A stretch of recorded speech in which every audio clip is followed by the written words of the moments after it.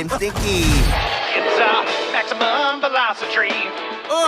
Not exactly, citizen. Salve, sentinelas! Aqui é o Universo Proibido. E hoje, a verdade vem à tona.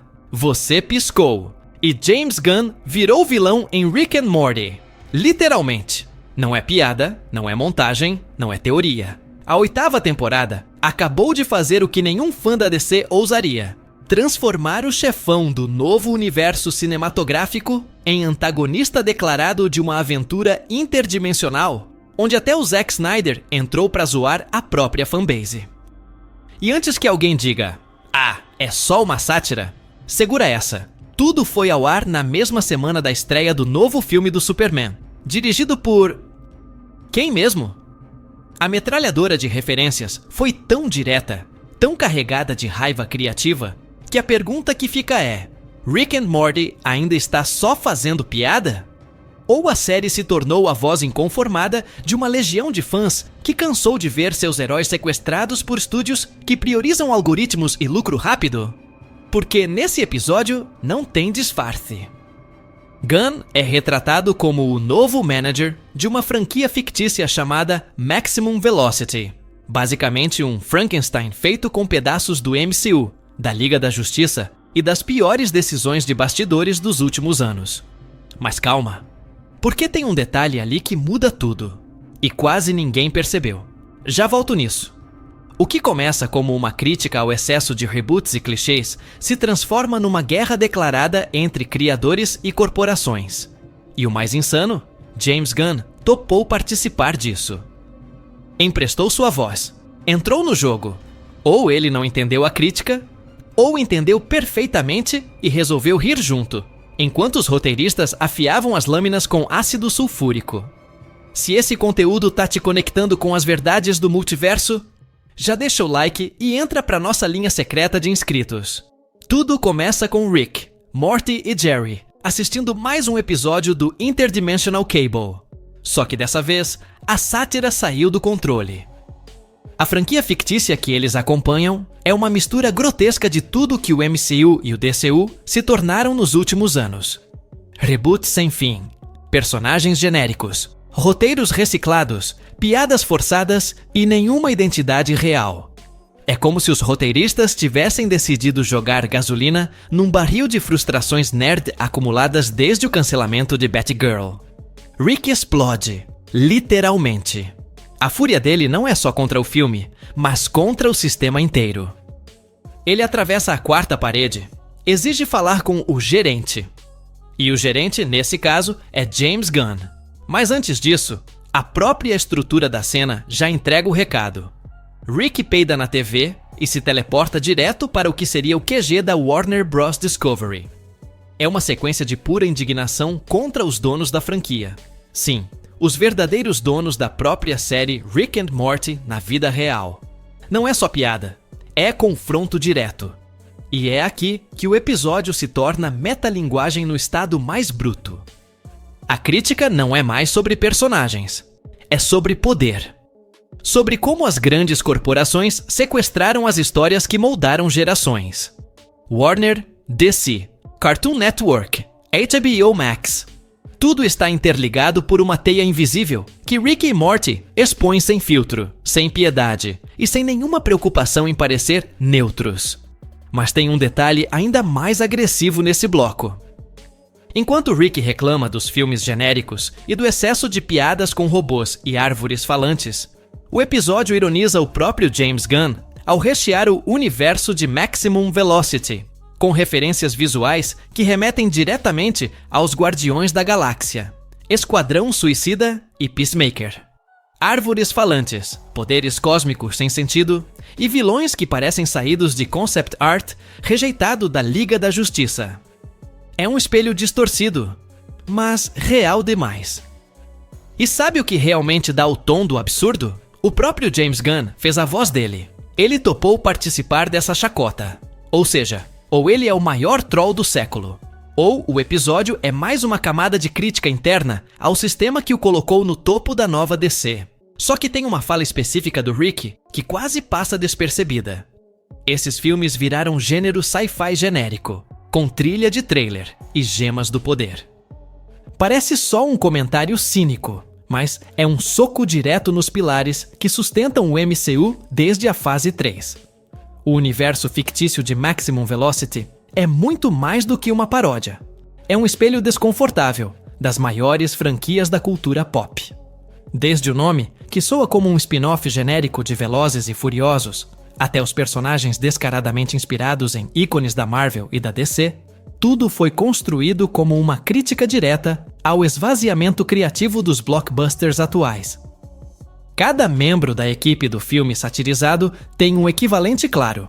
O líder Arbor Knight, interpretado por Steven Agee, é uma árvore falante com sotaque de comandante, referência direta ao Groot the Gun, mas com a postura de um líder da Liga da Justiça. Já a personagem feminina, tratada de forma caricata como Girl Boss genérica, funde elementos da Mulher Maravilha com a Viúva Negra, criticando o tokenismo que Hollywood insiste em empurrar nas franquias. Ela não tem personalidade. Tem função de marketing, e isso só piora com Tenenbaum, o alívio cômico artificial da equipe. A crítica aqui é cirúrgica. Rick se revolta com a forma como Hollywood confunde carisma com piada constante, inserindo personagens engraçadinhos, mesmo quando o tom da história pede seriedade. É o mesmo problema que vimos em Thor, Love and Thunder, onde o drama de um deus moribundo virou palco para piadas sobre cabras gritando. Mas o que realmente expõe o colapso narrativo dessas franquias é o momento em que Rick se dá conta de que está assistindo ao 9º filme da série. E os personagens ainda estão sendo apresentados como se ninguém soubesse quem são. É um tiro certeiro no MCU, que hoje precisa reexplicar personagens como Wong, Sam Wilson ou até mesmo Loki a cada nova produção, com medo de perder o espectador casual. A memória do público virou descartável e o roteiro redundante. Maximum Velocity funciona, portanto, como uma sátira que escancara o ciclo vicioso das grandes IPs.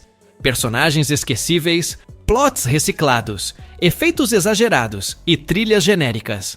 Mas tem uma coisa que quase ninguém percebe, e que os roteiristas esconderam bem no meio desse caos visual. Entre os pôsteres e artefatos do universo fictício, há modelos de nave e objetos que imitam diretamente a estética dos Guardiões da Galáxia. Jerry sempre foi o símbolo da mediocridade dentro de Rick and Morty. Um personagem passivo, inseguro, frequentemente ridicularizado por todos ao redor. Mas nesse episódio, ele vira o pivô de uma inversão narrativa inesperada e profundamente crítica. Preso no mundo real, enquanto Rick e Morty são absorvidos pela franquia fictícia, Jerry se torna o narrador da história, literalmente. E é nesse ponto que o episódio faz sua jogada mais ousada. Entrega o poder da escrita ao personagem mais improvável, como uma metáfora direta sobre o estado atual de Hollywood. Através de Jerry, os roteiristas desmontam o mito do roteirista genial. Ele assume o controle do enredo com ideias absurdas, piegas e completamente desconexas, e ainda assim, acaba ajudando os protagonistas a resolver o impasse narrativo. Parece absurdo, mas não é. É proposital. O episódio está dizendo que hoje, qualquer um com acesso a IA, a Adderall e um teclado pode interferir em grandes franquias. Muitas vezes, sem entender nada sobre o que está escrevendo. E é exatamente isso que acontece quando Jerry, em um dos momentos mais hilários e tristes do episódio, revela que está escrevendo um roteiro de 3.000 páginas, sob efeito de drogas estimulantes. A sátira não é sutil. É uma crítica direta à indústria que valoriza velocidade, volume e entrega, acima de coesão narrativa e respeito ao lore. Isso não é invenção. Em Hollywood, já se tornou comum iniciar filmagens com scripts inacabados, e James Gunn, inclusive, já criticou publicamente esse tipo de prática em entrevistas recentes. Mas tem uma ironia escondida nesse arco. Jerry, apesar de suas ideias ruins, ama de verdade o universo que está tentando salvar.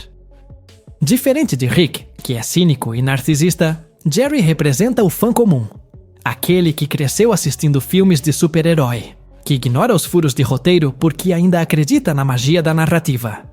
E no fim das contas, é justamente essa conexão emocional que permite a ele desbloquear soluções criativas, mesmo que acidentalmente. A questão é, será que isso é só uma piada sobre roteiristas medíocres? Ou um alerta de que o controle criativo está sendo entregue a pessoas que não entendem, nem respeitam, o material original? Porque se até Jerry pode salvar um universo com um roteiro caótico, então qualquer reboot pode acontecer, não importa o quão sem sentido ele seja. Mas tem uma última fala dele que muda completamente o peso da crítica.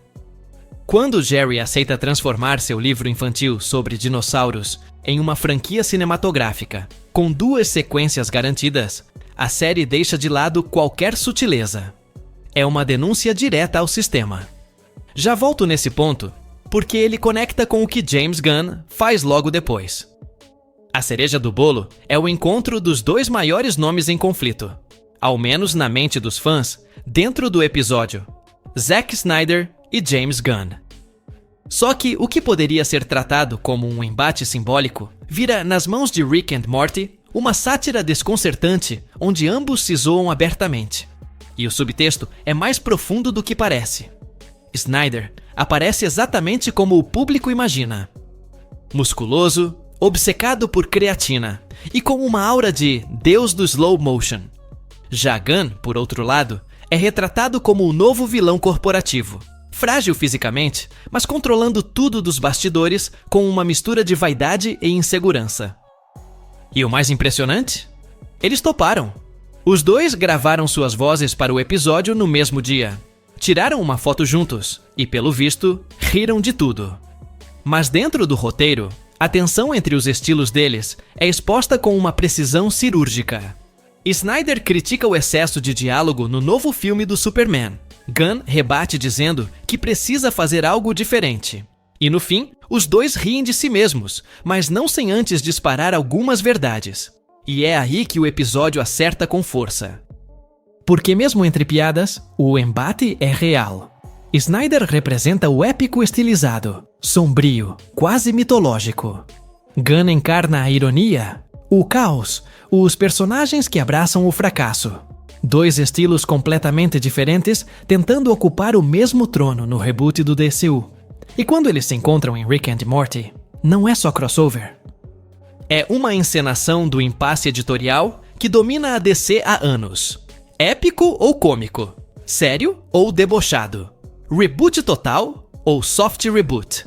Mas o detalhe mais ácido está na fala de Gunn sobre criar 1 bilhão de novas ideias de Batman. É um deboche direto à Warner, que insiste em multiplicar versões do mesmo personagem como plano de emergência. É o Coringa da empresa, no sentido literal e figurado. E se parecia só uma piada, basta lembrar. Nos últimos 5 anos, já tivemos o Batman de Ben Affleck, o de Robert Pattinson, e até o retorno de Michael Keaton em The Flash. 3 versões, sem conexão narrativa.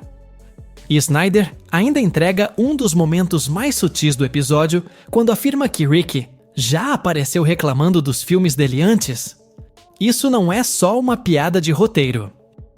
É a confirmação de que Rick representa aquele fã ácido, crítico, que nunca está satisfeito, e que agora, com os reboots de Gunn, voltou à ativa. Mas tem um símbolo ainda mais profundo nessa cena. Quando Snyder fala sobre a ausência de slow motion no novo filme, ele não está apenas defendendo seu estilo. Está dizendo que o novo Superman pode estar perdendo a alma cinematográfica. Quando Rick decide criar um dispositivo capaz de escrever filmes perfeitos em segundos, a crítica muda de alvo, sai dos estúdios e aponta para algo ainda mais inquietante: a automação criativa. O Movie Laser, como ele chama, usa IA para montar roteiros em tempo real, respondendo a prompts e fórmulas narrativas. Mas o resultado? Uma estrutura tão caótica, tão desorganizada, que acaba prendendo os personagens dentro de um loop sem fim. É uma distorção absurda da lógica hollywoodiana atual, e ao mesmo tempo, um reflexo fiel do que já está acontecendo. Em várias produções recentes, roteiros têm sido construídos como produtos. Múltiplos escritores, reescritas em cima da hora. decisões baseadas em testes de audiência e previsões algorítmicas. James Gunn, inclusive, cita, no próprio episódio, que o novo filme da franquia fictícia passou por 40 versões diferentes antes da versão final. E o mais preocupante, mesmo assim, ninguém acredita que vai agradar os fãs. Esse trecho não é comédia. É um espelho direto da realidade de filmes como Mulher Maravilha, 1984, Morbius ou até mesmo O Esquadrão Suicida, que Gunn dirigiu e que, apesar da proposta ousada, foi reeditado em cima da hora por pressão de estúdio. O episódio ainda vai mais longe. O roteirista oficial do filme dentro do universo é creditado como Alan Smith III, uma variação clara do pseudônimo real Alan Smithy, usado historicamente por diretores que pedem para retirar o nome de um projeto do qual se envergonham. Essa é a forma mais explícita de dizer que o filme foi desfigurado até se tornar irreconhecível. Mas o ponto mais simbólico desse bloco é quando a história, criada pela IA de Rick, literalmente entra em colapso. Sem um terceiro ato funcional, os personagens são lançados num vórtice de narrativas contraditórias, onde tudo acontece, mas nada faz sentido. É o diagnóstico perfeito da crise que assola o cinema blockbuster. Roteiros que começam com promessas ambiciosas, mas que não sabem como terminar. E mais importante, nem querem. Esse filme sem fim é o ponto de ruptura do episódio. Um reflexo de como Hollywood, ao tentar controlar tudo, público, crítica, bilheteria, perdeu o que havia de mais essencial: o risco narrativo. A capacidade de encerrar uma história com peso, consequência e memória. E isso não é só sobre Rick and Morty. É sobre o colapso de um modelo industrial inteiro que, hoje, aposta mais em spin-off e séries derivadas do que em finais verdadeiros. Mas o episódio ainda guarda uma última provocação. Quando Rick percebe que está preso em um roteiro sem conclusão, ele diz que foi a própria IA que o enganou, mesmo tendo seguido todas as regras. Isso não é só autocrítica, é um aviso para o futuro. Na reta final do episódio, Rick e Morty fazem o impensável. Matam James Gunn, não metaforicamente, mas literalmente dentro da lógica da narrativa. E o mais irônico é que essa morte não vem de um vilão, de um robô, nem de Rick, mas da própria Warner Bros. E que decide eliminá-lo para impedir que um filme realmente bom seja lançado. Parece exagero? Nem tanto. É a sátira mais cruel do episódio, e talvez a mais verdadeira. Numa indústria onde o lucro fala mais alto que a criatividade, um bom roteiro pode ser uma ameaça. A cena é construída com referências visuais que não são acidentais. Gunn cai no chão ensanguentado, em uma pose que parodia diretamente o Superman de Henry Cavill, no trailer de O Homem de Aço. A câmera aérea, o ângulo da queda, o sangue na neve, tudo evoca o fim de um herói, mas com uma inversão. O herói aqui não é o Superman, é o roteirista. E o que o episódio diz, sem rodeios, é que o sistema não precisa de autores. Precisa de propriedade intelectual reciclável, que pode ser manipulada por IA ou por executivos em reuniões de orçamento. O ponto mais ácido dessa sequência vem na última fala de Gunn antes de morrer. Ele pergunta por que a arma que o matou se chama Sunday. É um detalhe aparentemente banal, mas que ecoa uma frase que o próprio James Gunn costuma dizer em entrevistas. Ele se incomoda com roteiros que têm elementos sem lógica. Se algo não faz sentido dentro do universo da história, ele perde o interesse. E é justamente essa falta de lógica que o destrói na cena. Ele é vencido por uma história que não respeita as próprias regras, como tantas que ele criticou antes. E aí vem a virada final. Mesmo morto, Gunn não desaparece. Ele reaparece no plano da Warner, em forma de backup digital, com um sorriso congelado, tentando convencer os executivos a lançarem a nova versão do filme criada pela IA. A sátira aqui é devastadora. Porque o que sobrevive não é o artista, é o molde, o template. A ideia de James Gunn, como marca registrada, pronta para ser replicada, mesmo sem alma. Mas o episódio ainda segura uma última carta. Rick e Morty realmente morrem dentro do filme. Eles são enterrados naquela narrativa caótica, sem desfecho, e quando voltam ao mundo real, Rick deixa escapar uma frase que carrega mais peso do que parece. A gente morreu de verdade. Só que ele não se importa. Porque no fim, mesmo morto, ele ainda vai ver a sequência.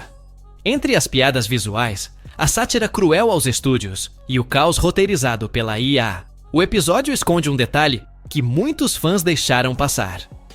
Quando Rick sai do universo fictício e retorna ao mundo real, ele diz uma frase que parece só mais uma tirada cínica, mas que entrega o coração emocional do episódio. A gente morreu de verdade, mas eu vou ver o próximo. E é aqui que Rick and Morty dá sua cartada mais sombria. Essa fala não é só um comentário sobre a imortalidade dos personagens, é um diagnóstico do espectador moderno. Rick representa o fã crítico, que detesta o estado atual das franquias, que reclama de cada decisão criativa, mas que continua assistindo. Porque mesmo ferido, mesmo morto por dentro, ele não consegue se desligar. E esse ciclo vicioso é o combustível que mantém o sistema funcionando. Rick pode odiar o filme, pode ridicularizar os roteiristas, pode cuspir na tela, mas quando sai o próximo, ele tá lá. E isso se conecta com outro elemento sutil, mas poderoso. No final do episódio, Jerry é jogado dentro de uma nova narrativa, um filme chamado Space Jam 7, que ele mesmo escreveu como fanfic. Todos os personagens da Warner estão assistindo, inclusive o Speedy Gonzales. E ninguém faz nada. Ninguém o ajuda. Ele está à mercê da lógica absurda da máquina que ele mesmo alimentou. É um ciclo infinito. E o que o episódio sugere é ainda mais inquietante. Talvez todos estejamos nesse ciclo. E aqui vem o gancho final. Quando Rick diz, "Nos vemos no verão que vem", ele está falando da sequência do filme. Mas também está falando com a gente. É uma crítica à nossa memória curta, à nossa fidelidade cega, à facilidade com que esquecemos os erros das franquias passadas assim que um novo trailer nos empolga. É como se o episódio estivesse dizendo, "Você riu disso tudo, achou genial? Mas daqui a 3 meses vai estar comprando ingresso pro reboot." E talvez a pior parte disso tudo é que eles estão certos. Então, me diz, você também vai voltar pro próximo filme, mesmo sabendo de tudo isso? Comenta aí. E se você sentiu que esse episódio mexeu com algo que estava engasgado, dá uma olhada no nosso vídeo sobre o reboot de Superman do James Gunn. Porque se esse episódio de Rick and Morty for um presságio, o que vem por aí pode ser ainda mais meta do que a gente imagina.